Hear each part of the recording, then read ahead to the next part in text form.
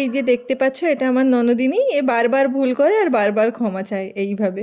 দেখো দেখো, পাত্তাই দিচ্ছে না, এদিকে আমিই দিচ্ছি ফুলের তোড়া, ওদিকে কথা বলছে নিজের দেওরের সাথে। আর এই হয়েছে এদের দু ভাইয়ের অবস্থা, সারা দিন ঘরের মধ্যে বসে আছে, ঘর থেকে আর এদের বের হতে ইচ্ছে করে না।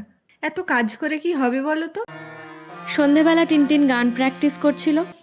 আচ্ছা, চুল ছেড়ে কে রান্না করতে আসে? আমিও সেম কোয়েশ্চেন করেছিলাম। বৌদি তো বললো এটা এটা হচ্ছে ঠান্ডার জন্য, চুলটা ছেড়ে রাখলে ঠান্ডা কম লাগবে কানে। আহা হা।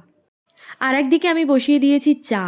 শীতকালে সন্ধেবেলা চাটা না হলে কি জমে।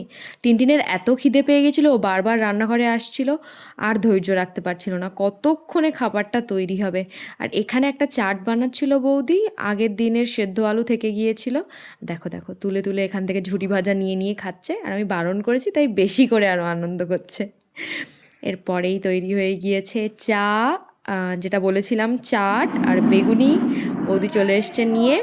তো আজকের ব্লগটা তোমাদের কেমন লাগলো আমাদের অবশ্যই জানিও। তোমাদের কি পছন্দ, কি ধরনের ব্লগ দেখতে চাও আমাদের জানিও। আর তোমাদের সাথে আবার দেখা হচ্ছে নেক্সট ব্লগে।